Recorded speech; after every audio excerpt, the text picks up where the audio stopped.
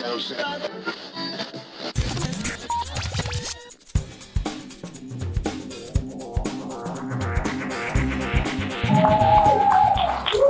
I'm Joe Flanigan. I've aged. I'm David Nykl. Oh, God, no. Right, before we get going as well, I'd like to give a nice shout out, if you can, for Claire, our wonderful signer over there.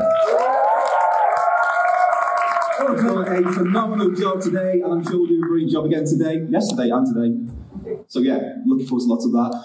Guys, thanks for coming and joining us today in Wales. How's it been so far? We're not in Wales. You can't. It used to be Wales. That's how we get around it. It's like Telford used to be. Really? Did England used to be Wales? All of it. And Scotland, everywhere. Oh, I learn a lot about geography on a panel. Yeah, we get around a bit. But it's Wales Comic-Con Telford Takeover. Yes, the second takeover. Okay.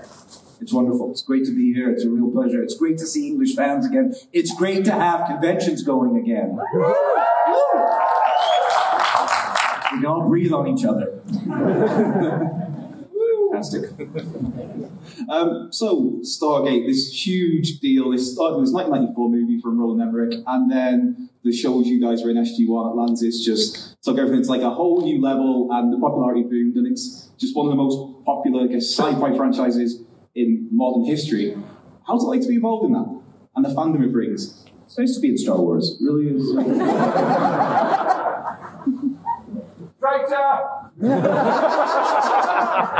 It's cool. Good answer, Michael. I like to keep it brief. No, it's a real treat. I mean, you didn't know what was happening when we were filming it. You do your scene, you go home and you wash the dishes. So to meet the fans, when it first started 10 years ago, when it first kind of came out, I was blown away, particularly by the worldwide nature of it, the fact that it's all over the world. And the fact that we're here 15, 16 years later, and we're still here. It's true. It's true, right? It speaks to the power of the fandom and it's you people. So that's David. You say all the right things. I love it. I didn't know much about Stargate at all, and then I started shooting it, and they took us down to Comic-Con, and I said, this seems wildly premature. We haven't even aired yet. So they had us down there on, I think, a Saturday, and the show had just aired on a Thursday. And I said, this is pathetic. I don't want to walk into a room. Nobody's going to be there. We haven't even started the show. And we walk in, and the place was packed. I mean, it must have been 5,000 people. Because what I didn't understand is that we had a built-in fan base because of SG1. And provided they accepted us, it was all good. But I was overwhelmed by it. I said, holy crap, this is a different animal altogether. How do you do holy crap? I want to learn that. Oh, yeah. That's what I'm talking about. How did SG1 accept Atlantis? If it didn't, I was going to say that. I was going to point out that we didn't accept Atlantis. Well, that's interesting. We took our air conditioner, and that started the war. It was funny, because I used to walk over there fully gacked up, and I'd be like, oh my God, it's so hot over here. It's miserable. I'm going back to my air-conditioned studio. This is true. This is true stuff. I didn't know that, really? Yeah. The first season of Atlantis, that was our season 8, and our budget was kind of cut. And because Atlantis was the new darling, and Brad was overspending all his time and energy to really launch that show, that we kind of felt like the neglected child. And they took our air conditioner and they put it in their studio. Which tried beating us up. Yeah. So we held a grudge. Yeah. Still do. Why I went over there as often as possible to rub it in. Which went over big. Were you, Michael, with SG1, when did you realise how big that was? Obviously, the other guys had Atlantis, they had SG1 to see that there is this audience there. But for yourselves, when did it kind of hit home? It wasn't, I don't think, until after I had gone back to the show in season 7, because I'd only done ever one convention after I'd left the show. And I think because of its syndication and everything, it hadn't quite built to a fervor. So it wasn't until like season 7 when it was on the Sci-Fi Network and we started going to Comic-Con and whatnot that it turned into a really, we could see how much of a big deal it was worldwide. That was probably when I realized, oh wow, this is something big. That's kind of crazy that in this age where, Joe's saying that he shows up even before the first episode launches, you guys were, toiling for 6 years. It was a slow burn, but we were on a cable network to start out with. So in the U.S., it was kind of a bit of a niche. Yeah. Showtime was kind of a niche network, and it started gaining traction in syndication, but we were airing at times like 3 a.m. in different markets. We actually started to see on the net the presence of insomniacs. Yeah, people more worldwide, like especially in England, Australia, Germany, and places like that the show was getting a lot more traction than it was in the States. And it wasn't until the Sci-Fi Network that it really got a big publicity push and started to blow up. So you mean that when Atlantis launched to help you guys? No, it was still prior to it. So you were still, don't ever think that you were riding the coattails. It was awesome. They did all the hard work, and then we just came up and cleaned up. Awesome. The cool new kids, as it were. But like, there's one thing with the TV ratings or whatever, and the success it gets in just in terms of. Hello, Lord? Voice from somewhere? It's like a gremlin in there. Yeah, there's one thing with ratings and buzz and whatnot, but in terms of the fan reaction, like as these guys here will attest to, it's a very special show to so many people. When they hit you that there's this connection with the fans, or any particular fan moments that stand out with you? It's a bit distracting. I'm sorry, we have there's a man in the speaker. Yeah, there's many of these boxes speaking to us. Just when did it kind of strike you how personable this show was to so many people, like, in terms of any particular fan moments that stuck out where it was heartfelt, emotional, where you realised that this show was more than just a TV series, so to speak? Well, it's sort of over time is, when you first see families come up with the little kids and that at the first shows, and then, a couple years later, the kids are standing in front of you, and like, I grew up on this show, right? I watched this show, and you hear personal stories from people that went through things and personal things, health issues, and the show helped them go through. People that became scientists because of it. I know fans that learned Czech because of, doctors are like, you're crazy. Why would you learn that language? So, the effect is phenomenal, and you only get a sense of that when you go to these conventions. Because when you're doing it at the show in the studio, like I said, you do the show and you ride your bike home, you go home and you wash the dishes, right? You're just doing your work. I lived in a hotel, David. Did you do Flanigan? Not because I wanted to. Well, it's also because you don't live in Vancouver. Actually, that's interesting you say that, though, because, not to diverge on that, but most of the actors were Canadian.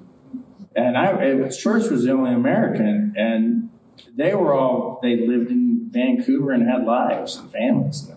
I was like, when are they going to throw me a party? And they never did. I was like, damn, this is just a day job for them. And I'm up here, away from everybody. So it was kind of weird. And then Jason came, and then, of course, he and I commiserated. And I didn't realize that didn't go so well in our hotel studio. We lived together for 3.5 years.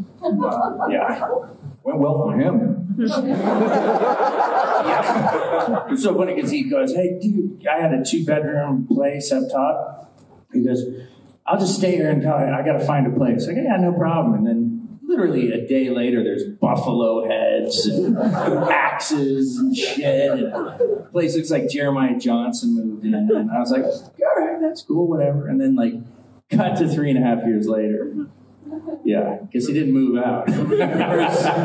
His pink Cadillac. Oh, yeah. Pink Cadillac, baby. Yeah, he likes to go under the radar. Yeah. He's hard to spot.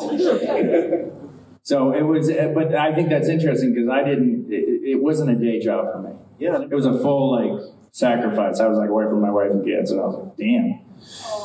This, right? Thank you. You guys want to throw me a party? Thank you. It's only 10 years later. Which makes me wonder, with that kind of level of immersion in the job, why you weren't better.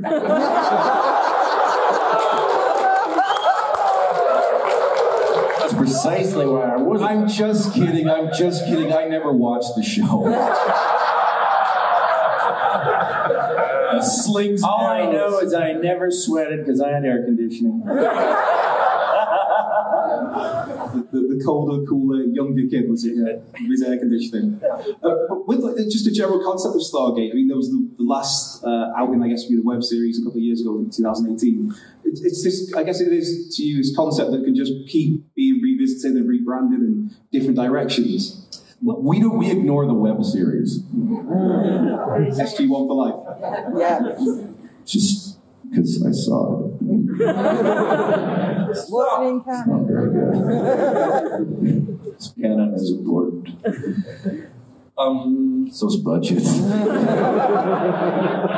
Well, it's tough with a long-running sci-fi series because you start to get to episodes that sound like other episodes, and you got to kind of pick your fresh stories. And when you're into season 8, and when you're kind of going on and on and on, so having those stories to tell, you need a really good, strong writing, and I think we had that with SG. A1 other iterations. Yeah, although I would go into the writer's room and pitch something, and they would be like, "Oh, that's a great idea." Oh, yeah, we did that in episode 5,337. Damn, there are no fresh ideas. There are no new ideas anymore. So, it was not easy, but, the way they have to look at the whole landscape of storytelling, I thought was interesting because we broke some interesting ground when we did an episode called Vegas. And it was, well, I know you guys probably did this too, but it was kind of a Earth-based parallel universe stuff. Yeah, and I was like, oh, this is good. This creates a new dimension of storytelling. Yeah, and then we got canceled. Yeah, that was right at the end, Vegas, wasn't it? Yeah, that was one of the last things I thought. Why didn't they have this earlier in the show? Because we did that. Exciting. If you guys out there have got any questions as well, we have got some people who are going to be walking around with mics. But just I should clarify that because of COVID protocols and whatnot, that the person will hold the microphone for you, then just ask the question. So, Eager Beaver, right at the front there. We've got a microphone for this lady here. Oh, and there as well. We'll come to you next. Yeah, hi guys. I'd like to ask. I'd like to ask us all what was your favourite planet that you visited? And I'd like to ask Michael. Even though you were gone for that 1 year, how do you think? What kind of job do you reckon Corin did on replacing Daniel for that 1 year? I always like to know what you thought about it. That was such a diplomatic way of saying what happened the year you were gone. No, that's not what I was saying. I was just wondering what you... Joel, stop staring at man. I just wanted to tell you what he did that year. I was just dying to tell you. I just wanted to know what he thought about what Corin brought to the show while Daniel was gone, like Jonas Quinn, what he thought about that character, if he melded with the group. That's all I wanted to know. And what was your favourite planet you visited? The favorite planet I visited was Earth. Yeah, me too. Planet Vancouver. No, we used to joke that Langley, in the first season, we went to for an episode called Brief Candle. That was at the beach in the summertime in Vancouver, and so and it was kind of like a Logan's Run type episode where everybody stays young, and so they had all these really pretty girls there. So we used to joke that was my favorite planet. Planet of the Lily. Yeah, so that one. What is it? Yeah, Earth. Yeah, that's it. Basically, Earth. Pluto. Pluto's nice. Cheap. Cold. Oh, she's mad at me. And I want to tell you what Michael did that year. Joe will tell you afterwards what I did. I met him on the set, actually throwing him coins. I go, wait, you're Michael Shanks. What are you doing? No, you have to say you used to be Michael Shanks. Oh, yeah. You used to be Michael Shanks. I haven't seen a lot of the season 6 episodes. I did think it was a little convenient, not Corn's fault, not a little convenient that Jonas Quinn was the fast study who could pick up and read all of Daniel's stuff and therefore be able to easily step into the place that Daniel took. I thought that was a little convenient. But I thought Goran did a good job. I mean, it was it's a tough position to be in. And Rick is a unique animal. He's not the easiest to get along with or work with. So there's a certain finesse that one needs to have and learn. And so I didn't envy Goran doing that because I knew anybody stepping into that position would kind of have a lot working against them. So I think based on that, I think he did a good job. I think that I can't speak for the experience because I never really worked with him a lot, but I thought he did a good job. He's alive. The reason I asked that question is because I always felt sorry for him because I think there was like a lot of not fantasy. I mean, but there was like some people being really nasty about him because they were like big Daniel Jackson fans, and I always felt sorry about it. Wasn't his fault, and everything, and everyone was just being. So it was nice to hear what your thoughts were on that. Well, when it comes to Michael wrote those letters. When it comes to fandom, it's a different experience. I mean, one shouldn't wade too deeply into the waters if one's acting on the show, especially in the time of doing the job, because especially if there are things that are negative that are out there, because it can you can get it's kind of like an athlete hearing all the boos, but hearing it on a nightly basis when they go on the internet. That it makes it difficult to do your job, so you have to have kind of tuned it out at the time. So hopefully he was able to do that. Yes, like I said, fandom can be an interesting place, and there's negativity and certain opinions everywhere if you really go searching for it. It was just crazy that certain fans could do something like that, and because I heard stuff about like Brad Wright getting death threats and stuff like that. I mean, what do you think about these people doing that? I mean, it's terrible, but thankfully this is all free. Michael. Yeah, I was going to say, thank God we didn't have social media at that time, because I get threats on a regular basis from social media from different yahoos. So it's just for your own political or beliefs or otherwise. So it's I don't think it's that much different. It's just that it's because it's about a television show. One should probably chill a little bit. Yeah. Thank you for that question. Thanks, guys. Poor Corin. Should have him. Corin, all right. So the lady here. Sorry. So when you had the chance to direct Double Jeopardy, how did you go about your mindset of building that getting into the flow of doing that as well as acting? I suppose this question is for me. Yeah, sorry. Well, when I directed, when David directed Double Jeopardy, when I directed, I asked in the second season the head of MGM Television if I could get the opportunity to direct eventually. So I'd kind of gone to school from season 2 till season 4 on set. So I would be in the editing suites, or I'd be shadowing directors, and I kind of went through this process of learning based on what I'd been asked to do, because John Symes had been the head of Paramount, and all the actors that that were on Star Trek shows that are now directors, like Jonathan Frakes and whatnot, he kind of had said the same thing to them. He said, well, you're part of the best film school ever, which is this set. So go learn it, go show us that you are excited about it and want to have the opportunity and prove it to us, and we'll give you the opportunity. And so that was the time. It didn't go over so well with the producers, though. And that's because they liked the actors being at their beck and call, and they liked it being a team show. And so for me to direct that episode, they had to write me out of basically that episode and another one so I could do both jobs. Because I had prep, and we prepped the episode before, and I had that episode. So that didn't go over too well with the producers, which is why you never saw it again up until season 7. It was a long process of learning. And the problem with that episode is I'd been promised Prodigy, or an episode like Prodigy, which was just kind of a character-based episode.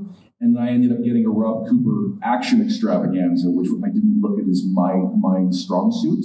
And I actually remember going to Rob Cooper and saying, "Can you write this down, like downsize this?" Because we had us, our robot doubles, all having combat scenes all over. It was kind of like a director's nightmare, especially when you're one of the actors and you're having to jump in and out of the thing.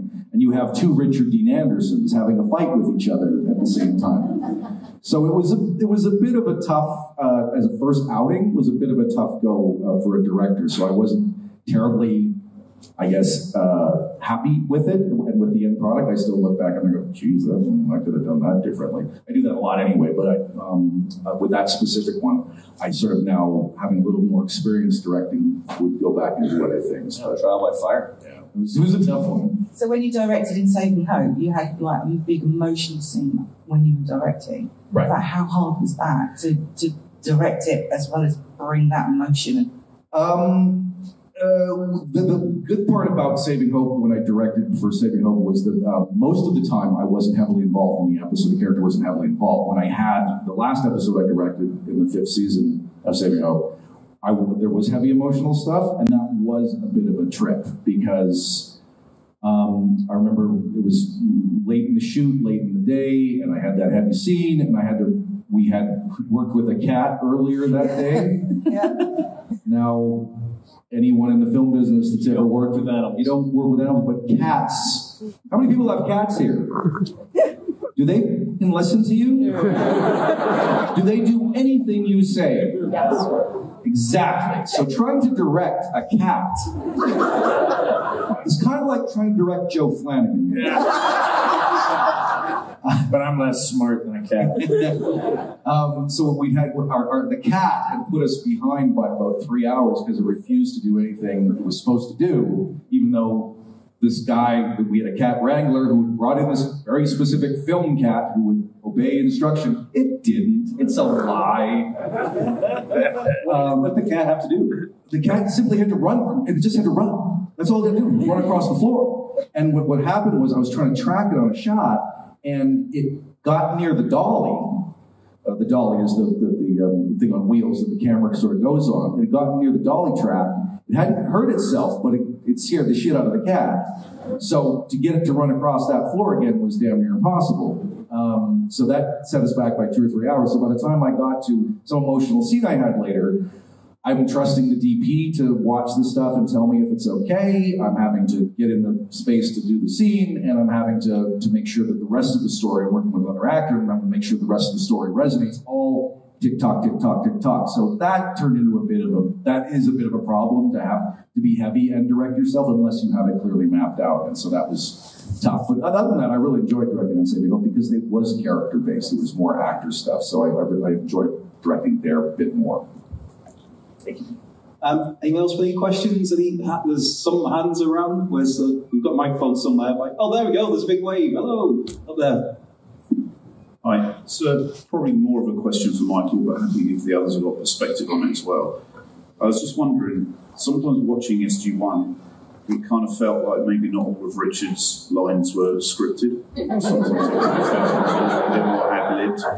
So the question is, was there any ad-lib? But if it was all scripted, were the writers writing for the character of Jack, or were they writing to match Richard's characteristics? Jack, Daniel. That one's all you, Michael. Yeah, I guess. Yeah. Rick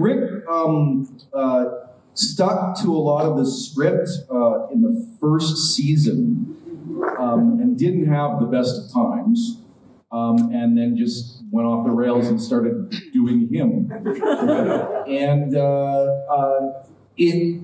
it started to like, everybody was, because Rick's a naturally very funny guy, it started to take on its life, and we would have these read-throughs, and Rick would basically bulldoze the writers into sort of doing it his way until they finally relented and started writing the character exactly who he is, who Rick is.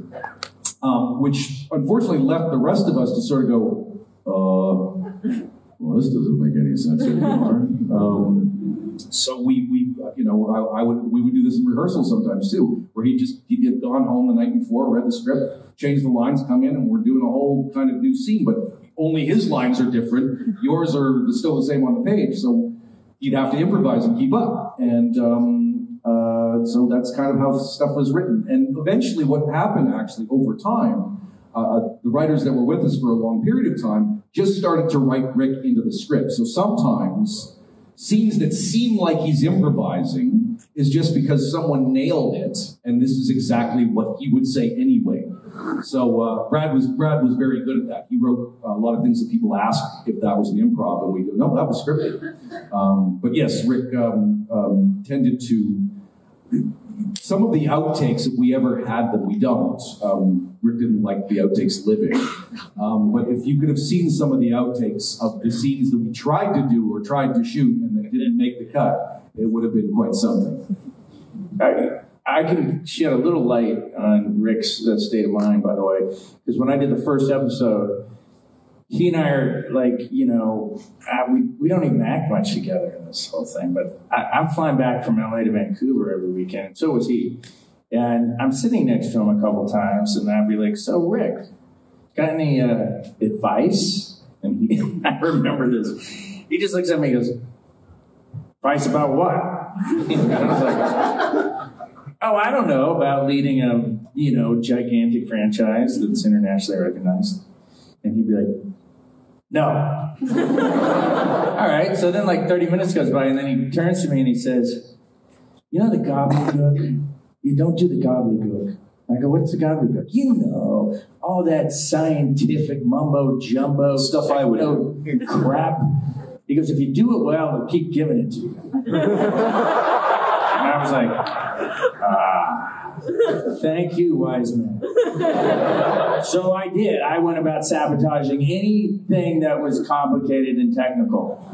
And I was like, yeah, and then slowly Hewlett's discourse gets bigger. And it all went to David Hewlett. Not all of it. So I actually have great, gratitude. I have a lot of gratitude toward Rick.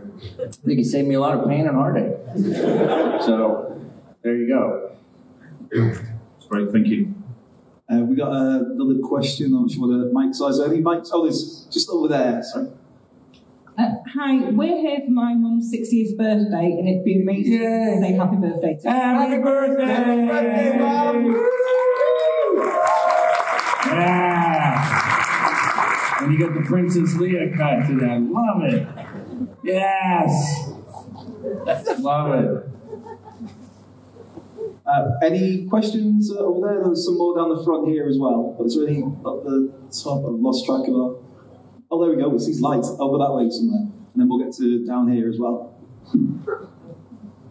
Hi, I was just wondering what everybody's favourite episode or storyline was for their characters and why. So, favorite storyline? Or episode for your character. Oh, episode. Good. I mentioned earlier I like Vegas because I got to play a slightly different character. And I grew up with Rockford Files, and I like Rockford. And I was talking to Robert Cooper, and I said, we should make a character like Rockford. And so we kind of did, and we got the same kind of car he had. And it was a lot of fun. And ironically, it was the last thing we ever shot. Even though it was the second to last episode, it was the last thing I ever shot on set at Stargate. And it was shot in Vegas. We spent a lot of money on the show. And I just remember we're doing a shot with a couple of the guys from Sopranos. We're playing poker. And the sun is coming up, which is, it's going to kill us. So, we get done with the scene, the sun comes up, and they go, oh, that's a wrap. It's so bizarre. And it's like, that's it. That's the end of the show. Wow. Yeah, so it was like, going home from Vegas, as they say. So it was a weird feeling. Yeah. I think, trying to remember, it's a long time ago. I like the technical aspect of it, like the actual, because it was a real training in terms of what you need to do to be able to do this. So I remember actually the episode we did together, the Adrift, where we're suspended in those astronaut outfits. Do you remember that one? Yeah, that was tough. But the way they did that, though, we had it suspended on cranes basically, and they overcranked the camera so like it goes faster, so it mimics the sort of the movements in space, the slow movements in space, and that kind of aspect of filmmaking was fascinating to me. It was also Martin Wood shooting that episode, and he says when they hit the wall, I want them to really hit the wall. So these guys on these dollies are just getting ready to just bam into the wall. Of course, in slow motion looks great because you were. And they always bring like an expert we had an expert who actually owned these spacesuits, the real spacesuits. Yeah, and they weigh a ton. Yeah, they weigh a ton. And they were like they're hot as all. Gula. And I kept saying, is there a reason it's so hot? He goes, these are the real thing. I go, that's awesome, but can they not be so hot? And, they eventually, we graduated to different suits where they had the fluid control. Yeah, the guy would shoot cold and hot water into a skin-tight suit you were wearing. And that was a big relief. Yeah, and it would go to a cooler with ice and come back into you. Or those ones where you had the fans in your contagion things with it. What's weird about that is we had spacesuits too, and we didn't have any cooling system. We got the air conditioner. Interesting, because I think on the tag it said NASA, courtesy of SG. I heard that they built it off the plans they got off the internet. Yeah. I remember after our pilot, we screened it, and Rick came. And, the theater was full. People were like, hey. The first thing he came up, I thought he was going to say, cool. Great. He goes, we don't get that kind of production value. And I was like, what? Much rivalry. One of the details I remember about the spacesuit is that you have like switches on your on your chest, and the labels on the switches were printed backwards. And you have a little mirror on the top of your wrist, and so you could read the switches. So that kind of detail on the suits was pretty cool. That's the production value we had on Atlantis. We didn't get switches either.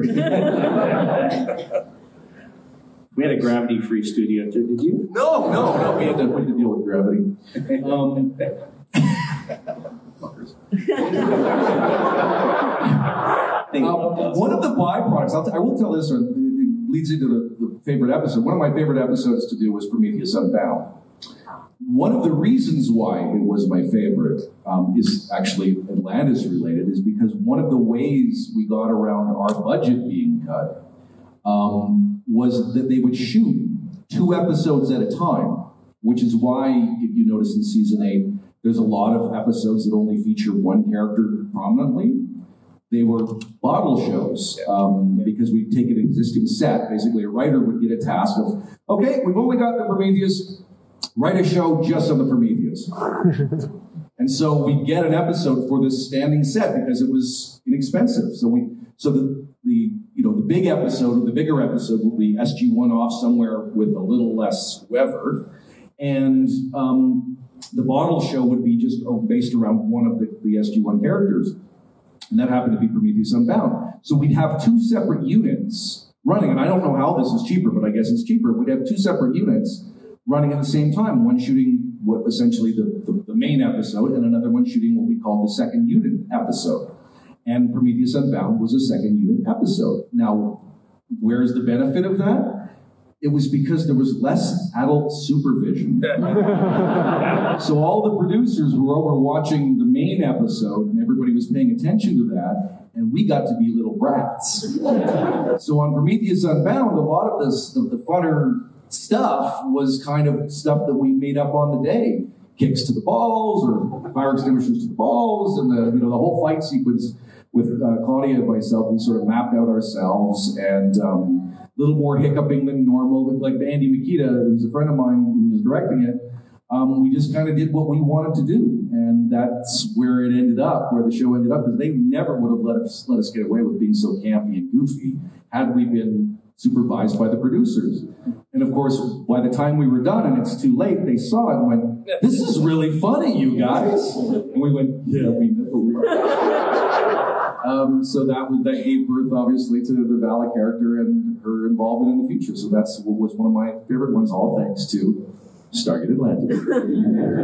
You're welcome. The bottle shows are sometimes the funnest ones to do because of the focus on character. Yeah. There's some questions down here as well, I believe.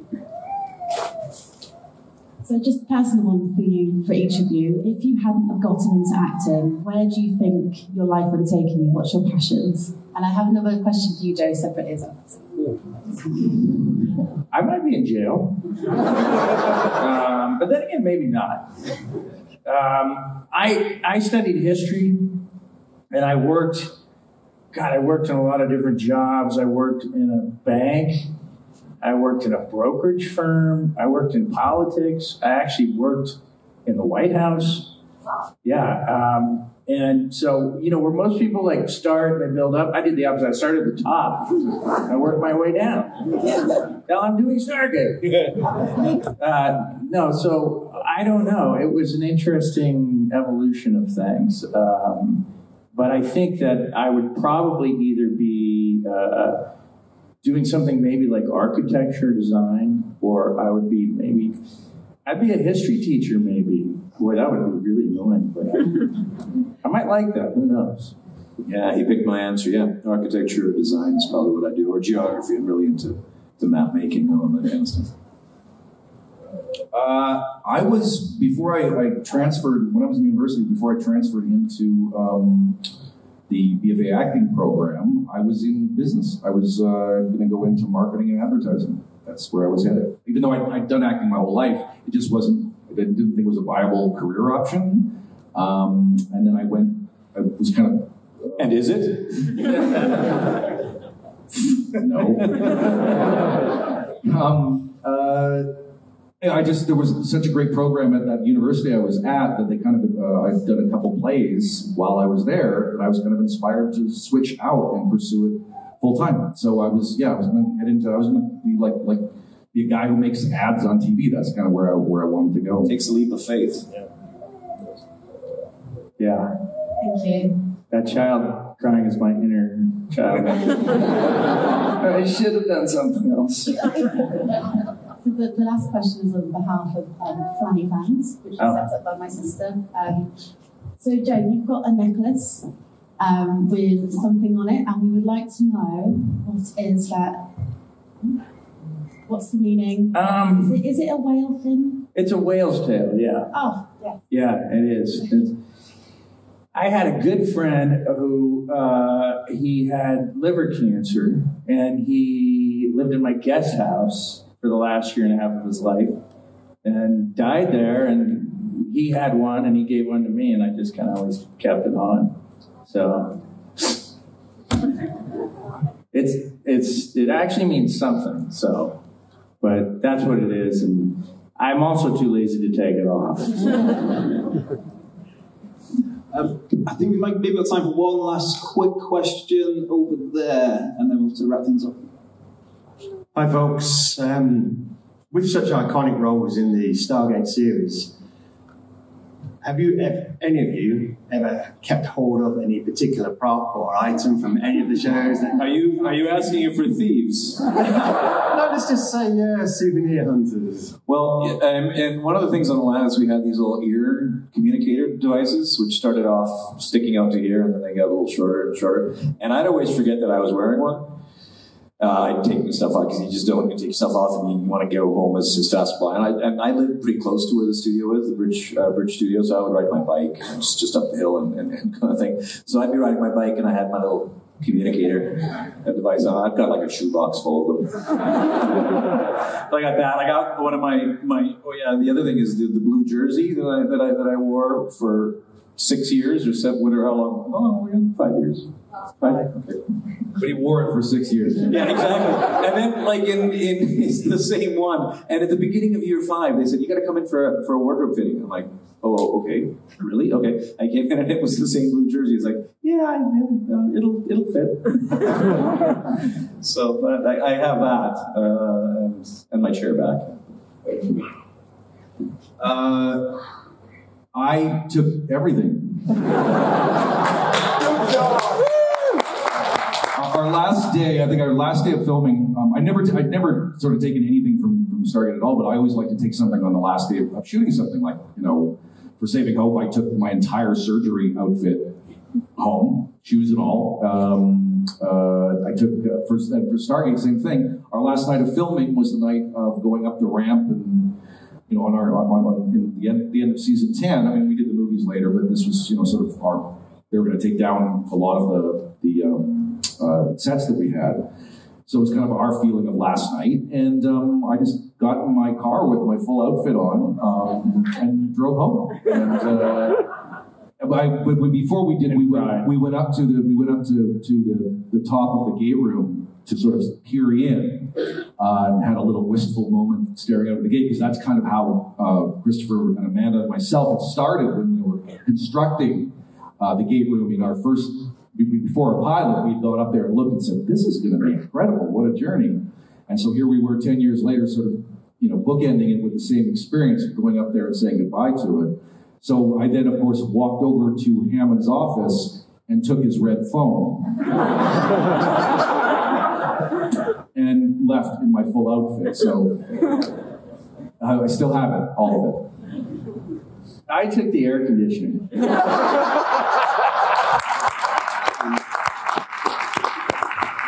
It all comes full circle. What a great way to end it all. Ladies and gentlemen, make some noise, please, Michael, for David.